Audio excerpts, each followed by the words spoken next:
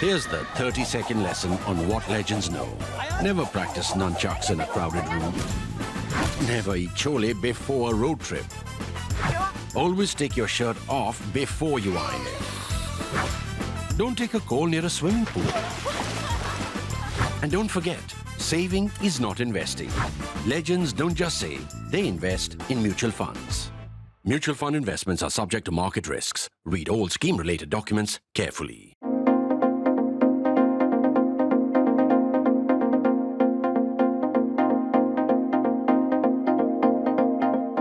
Two weeks back, we had raised questions about the decline in India's defense budget as a percentage of both the GDP and national budget and the consequences of it. We had then promised a second part talking about how to raise the resources to increase it to 2.5% of GDP from 1.9% now over the next 4 years. Not today, over the next 4 years, maybe 5 years also. And where to invest these additional funds. Donald Trump's dramatic victory overtook events last week. That's why the second part comes now. We can start this story from the fateful night of 9 December 1971, at the peak of the fighting in that war, the Bangladesh War. Fateful and tragic because this is the night INS Khukri, a frigate, was sunk by Pakistani submarine PNS Hangor, becoming the only ship the Navy has lost to combat. The Indian Navy has lost to combat. Instead of hiding, Hangor had made its presence evident because it was baiting the Indian Navy for a fight. Indian Navy took up the challenge and sent out a 3-ship formation optimized for anti-submarine warfare to hunt for the submarine. One, INS Kothar, developed engine trouble or some technical trouble and pulled back. So a team of 2 went out. The fact also is that all 3 had inadequate sonars, particularly given the fact that Pakistan's Daphne submarines, French-made, were quite modern at that point and fairly quiet, considered fairly quiet. So these needed sonars of a much better ability than these ships had. Neither Khukri nor Kirpan spotted the Hangor. 2 torpedoes fired at Kirpan missed.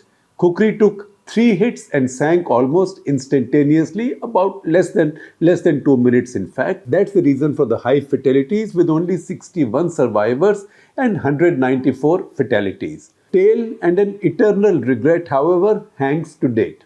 Though the Navy was well aware of Pakistan's formidable submarine force, not enough had been done to build ASW or anti-submarine warfare capabilities. Even in this task force, optimized for ASW, the sonars were inadequate. India had had months to prepare for this war, and yet, when it began, an experimental sonar was being tested on INS Khukri in partnership with the Tata Group. Now, which country sends out a 1200-ton warship with a Jugaad sonar under testing?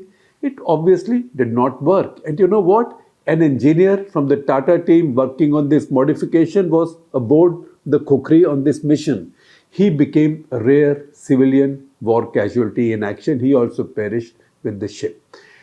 The reason we tell this story now is to underline the Jugaad, chalta hai, we are too big to bother about a few setbacks or a few casualties approach of our defense planning. The virus afflicts both the political and military leaderships. I can add civil services, but in my book, civil services are subsumed by the political leadership. That's how, having known for years that Pakistani submarines were its only credible naval threat, India still had such poor sonars for its anti-submarine ships. How much would it have cost to try and fill this gap? Very little. But do such small fixes have the sex appeal of buying a new ship, a new submarine, a squadron of aircraft, or a new set of missiles? And yet, this is how we suffer avoidable setbacks. If this wasn't bad enough, the very next day added insult to injury. The Navy flung all available resources to hunt for the Hangor, as they should have. One of these, a French-made Allies anti-submarine warfare 2-engine aircraft, propeller aircraft, was shot down by a Pakistan Air Force F-104s loitering in ambush off the Kutch coast. This also meant the loss of 2 valiant pilots of that Allies. Overall, the Navy had a stellar outing in the war. We know the raid on Karachi, we know the sinking of the Ghazi, we know the action around Chittagong, Cox's Bazar, etc. So overall, the Navy did have a stellar, excellent outing in the war, blotted by what could be an avoidable loss. Now, how do we know any of this, you will ask me? Please check out Indian Navy 1965 to 1975, Transition to Triumph by Vice Admiral G.M. Hiranandani, published in 2000. Hiranandani was the head of the Naval History Project. Also read Major General Ian Cardozo's The Sinking of INS Khukri, Survivors' Stories. There is also a bunch of other articles based mostly on what Commander Binoy Bhushan, who was on the team to investigate the sinking of the Khukri, he also said in the course of time. We can pick a dozen such stories from each of our engagements going back maybe to 1965.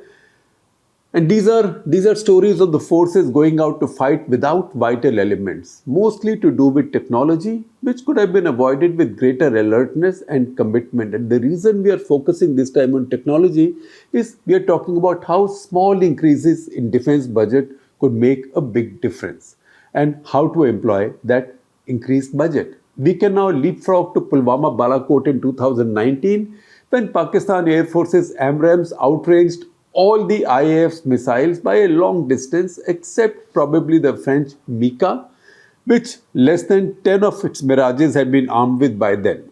Most of these had provided escort to the bombing mission over Balakot. All the MiGs and Sukhois of the IAF had the same Russian R-73 and R-77 missiles. That gap, that range gap persisted until the Rafale became operational. And even now, work is on to equip the Sukhois with the Swadeshi Astra to counter the AMRAAM, which the PAF has had since 2010. In fact, after the PAF got the AMRAAM in 2010, in 2011, Indian Air Force or Government of India ordered the Mika to counter it. It's only in 2016, given how our processes work, it's only in 2016 that the Mika was test fired by Indian Air Force. That was the gap. You can see, therefore, that the missile gap was allowed to persist for nearly a decade. It was important to tell this regrettable 1971 story, followed by the Pulwama-Balakot missile disadvantage in detail, because these are the starkest of all examples of our "there will be no war" or "we can handle it with our numbers, and so what if there are initial casualties or setbacks" approach. In both cases, almost 50 years apart, a much larger and more potent Indian force was put at a disadvantage just because of some small but vital elements being lacking. Over the past 3 decades, beginning with General Malik during the Kargil War, we have had several chiefs say in frustration that we will fight with whatever we have. The latest to say something similar is the current Air Chief. In fact, he was talking about the dwindling squadron strength of the IAF and he talked about this. Everybody talks of China as the real threat, but we aren't even building a decisive deterrent capability against Pakistan. We have to understand the basics first. We are not preparing for a major war, because a major war is always a possibility, but not a most likely thing in the near future or in the foreseeable future. That's why before preparing for a big war, India needs clear deterrence against both likely adversaries. With China, the deterrence lies in making the costs of any aggression unaffordable, that even if you were to make this much gain, you will suffer so much damage that it will not be worth your while, so don't even try. You desist from doing so.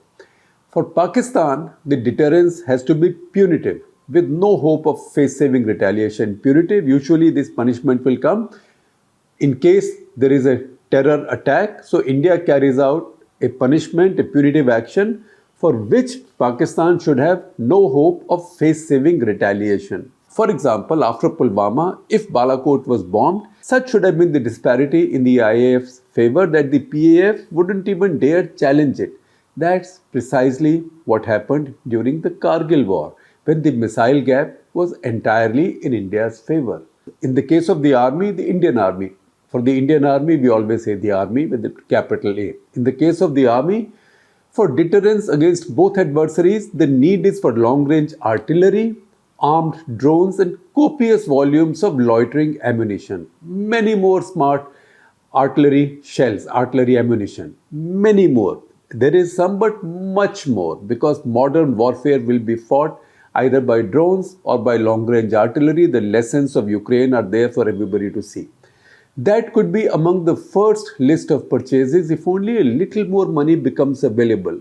Or modern, nippier air defense for forward units, army's forward units, given that the skies are going to be swarming with armed drones and cruise missiles now. Armed drones, loitering munitions, cruise missiles now. Infantry also needs rapidly standardized gear from small arms to protective gear and shoes to helmets to secure communication, night vision and modern anti-tank guided missiles in sufficient numbers. Not like this small parcels of purchases. We've been buying these in hundreds and that isn't serious nor is it funny. These are needed in thousands. The falling IAF squadron strength will take time to address. It should be fast forwarded as much as possible, but however fast you do it, these things will take time because somebody has to make those planes. Even if you placed an order overseas, it will take time for these planes to be produced and then they will be joint manufactured in India. Fighter aircraft can't be bought off the shelf in any considerable numbers at least. Meanwhile, just the acquisition of another 3 or 4 each of refuelers and AEW&C, that is Airborne Early Warning and Control Systems, will greatly multiply the current force levels. In both these vital categories, we barely match the PAF. In fact, we have fallen behind the PAF. Forget China. In fact, the PAF has more AEW&C aircraft than us. These do not have the sex appeal. Acquisitions like these do not have the sex appeal of a big fighter order, but need only a fraction of the money and will be a much faster force multiplier. The Navy desperately needs the heavyweight torpedoes for its Scorpion submarines, minesweepers, swarm boats, and probably a navalized version of the C-295 aircraft the Tatas are building in partnership with Airbus. These will be force multipliers too, as these reduce the workload of the 12 P-8Is by taking over the medium range surveillance and ASW work. That is, medium range means for about 8 hours of flying time. Given the limited amounts of money available for acquisition now, much will be allocated to the big capital purchases ongoing and impending. The additional money that should become available should we raise this defense budget just by the small amounts, small percentages of the GDP. This additional money should be utilized mostly to fill these critical gaps in the short run, to build force multipliers and minimum deterrence for each adversary. And finally, how to raise the money? First, minimal increases like these from about 0.1 to 0.2% of GDP each year can be pretty much tweaked into our ongoing budgets. Even an increase of 0.1% of GDP from 1.9% to 2% now will bring in another about 30,000 crores for acquisitions, about 3.55 or 3.6 billion dollars for acquisitions. It's not small change. But if that's onerous for the finance ministry, an aggressive new privatization, the PSUs already on the sell-off list, that can be carried out and the proceeds allocated to defense. Nothing, I promise you, could be more public opinion friendly.